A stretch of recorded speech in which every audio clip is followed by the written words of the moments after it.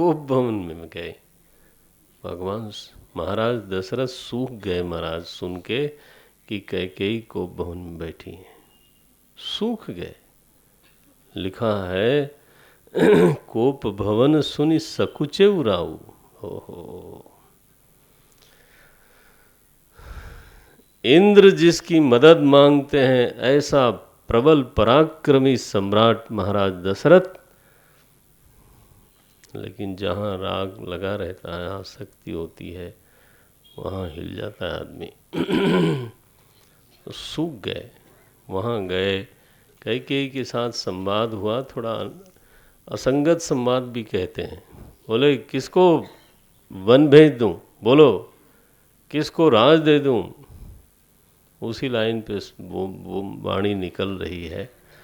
कैकेयी ने धीरे धीरे धीरे धीरे करके फंसा के, और जब पूरा शपथ ले ली उन्होंने, तब फिर मांगा, महाराज आपने 2 वर दिया था, आज तक दिया नहीं आपने।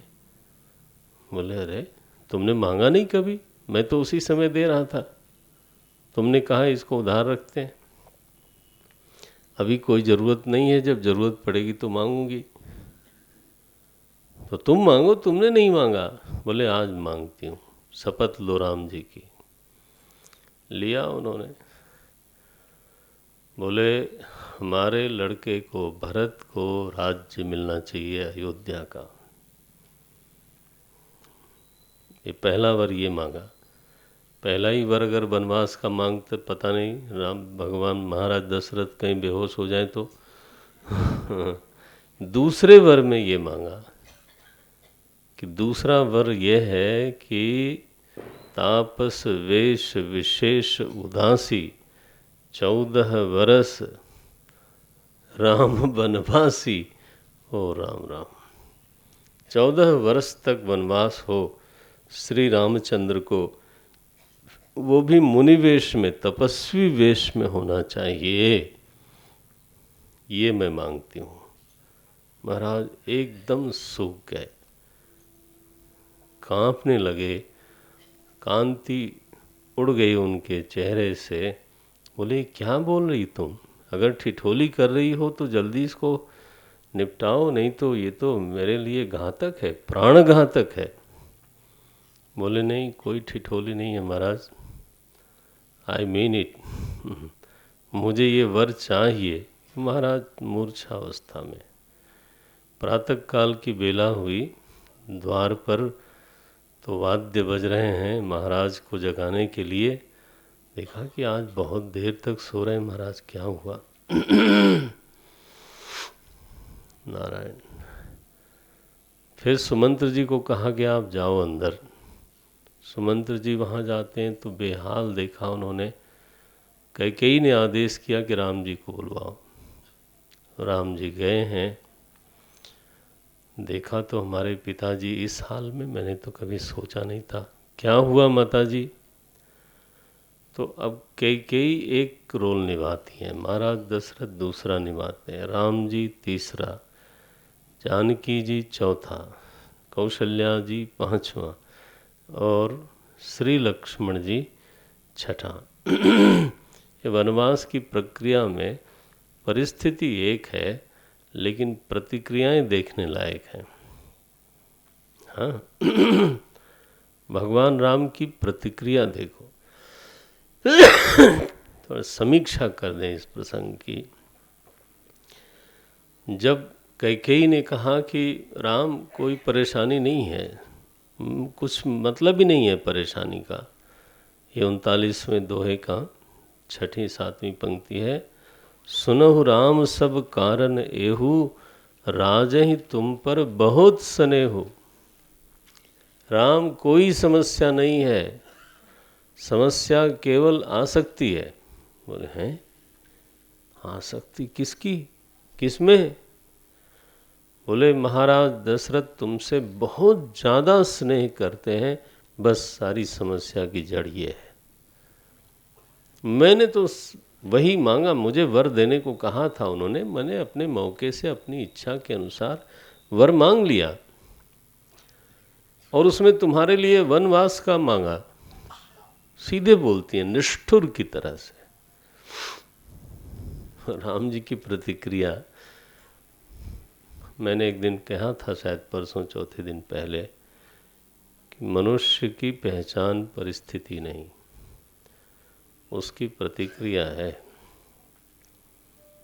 परिस्थिति तो अच्छी बुरी हो सकती है, लेकिन परिस्थिति में प्रतिक्रिया क्या है, वो महत्व की चीज़ है। जीवन में उतार चढ़ाव आता रहता है। राम जी का जो गांभीर्य है ना, समुद्रैव गांभीर्यम, पर्वत डूब जाए और समुद्र अपनी जगह पर मस्त रहे, ऐसे राम जी का व्यक्तित्व है। प्रतिक्रिया क्या है, ये 41वां दोहा है ये, बहुत ही खूबसूरत। पूरा का पूरा प्रसंग ही ये राम जी की प्रतिक्रिया है उस परिस्थिति में जब उनको सुबह सुबह उठाया गया और वो बिना पदत्राण के भागे भागे अपने पिताजी को देखने के लिए गए। एक रात मने पहले, सांझ को उनको समाचार था राज्याभिषेक का, अब समाचार ये आया है। लेकिन चित्त में कोई आतुरता नहीं, कोई धक्का नहीं लगा। बोलते हैं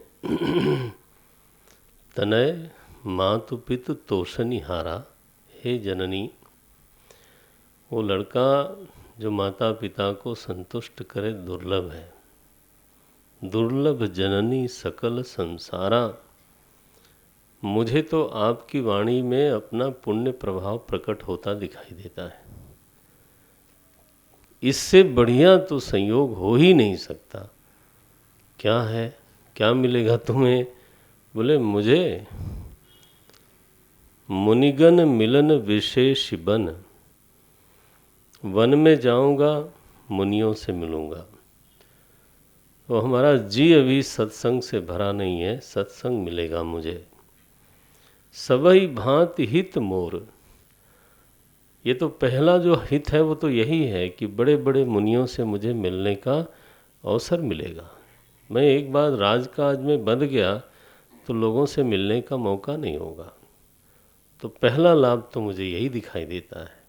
और ऊपर से तेहि मह पितु आयसु, पिता की आज्ञा का पालन भी हो जाएगा और उस पिता की आज्ञा में आपका सम्मति भी है। बहुरी सम्मत आयस बहुरी सम्मत जननी तोर। तो ये तो ऐसा संयोग बन रहा है कि एक ही घटना से मैं राज्य के बंधन से छूटा, मुझे सत्संग लाभ होगा, पिताजी की आज्ञा का पालन हो जाएगा, आपकी इच्छा पूरी हो जाएगी। और चौथा लाभ देखो कितना बड़ा है, भरत प्राण प्रिय पावहि राजू। भरत हमारे प्राणों से ज़्यादा प्रिय है। बल्कि जब मुझे गुरुदेव ने समाचार सुनाया तो मुझे इस बात को लेके पछतावा भी हो रहा था। तो भरत प्राण प्रिय पावहि राजू सब विधि, देखो वनवास का समाचार है, प्रतिक्रिया ये है कि भगवान हमारे सम्मुख है इस समय, ग्रह खराब है नहीं, नो नो नो।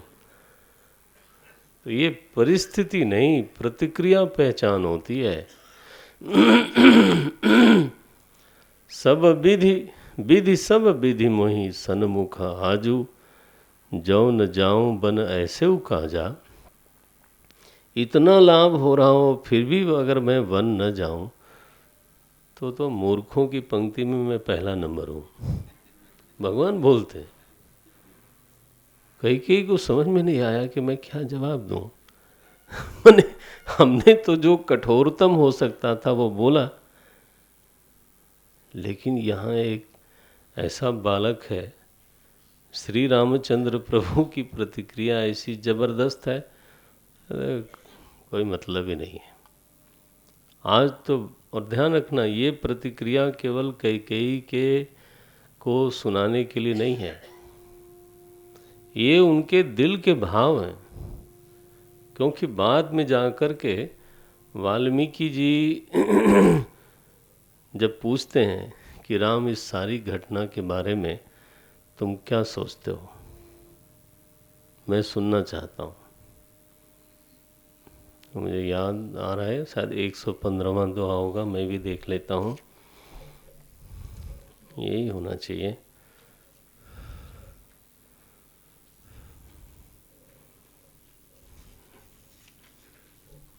हम्म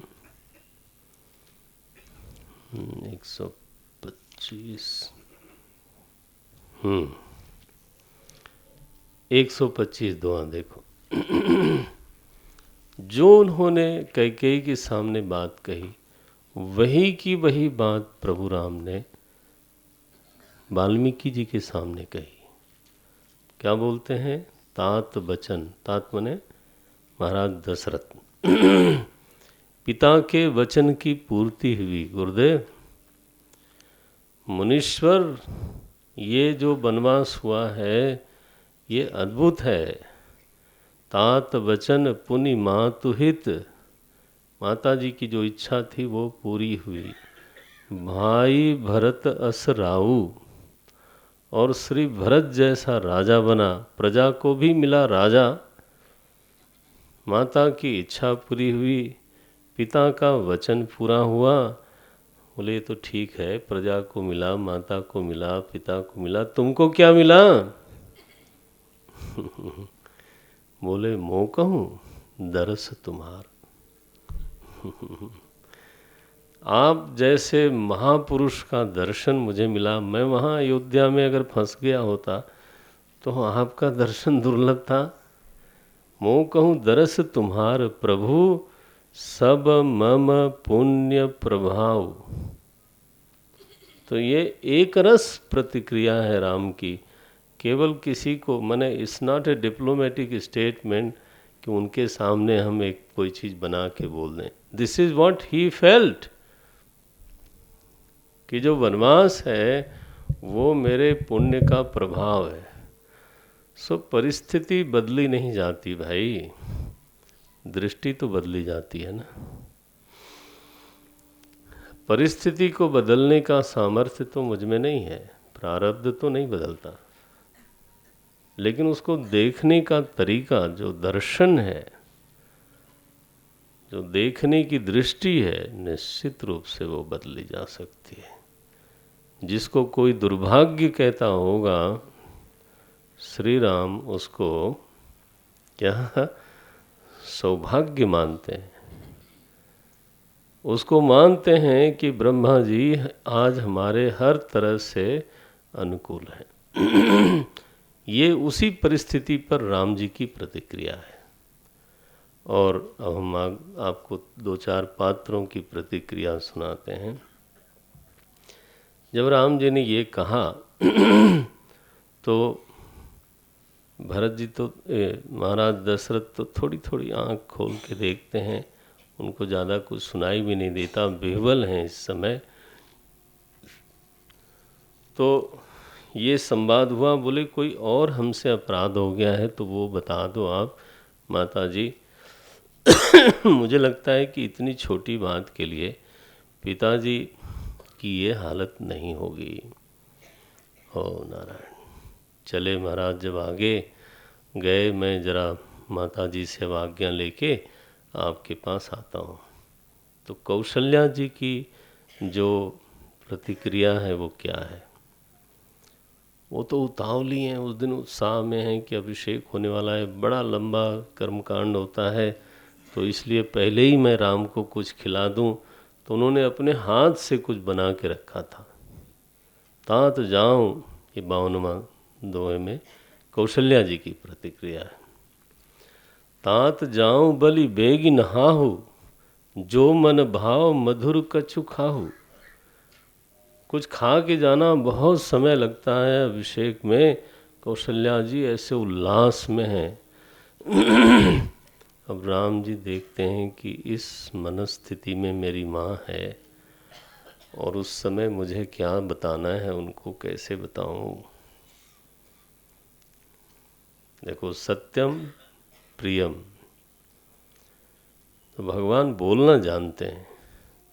बोलना तो है कि वनवास हो गया, लेकिन उसको मीठा बनाते हैं।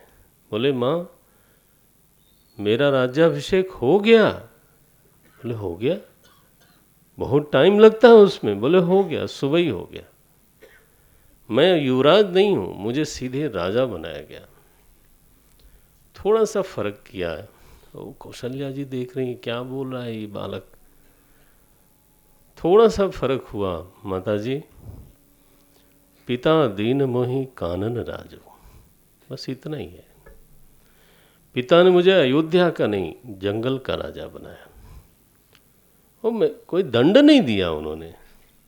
जहाँ सब भांति मोर बड़ काजू, बहुत मेरा काम है वहाँ पे।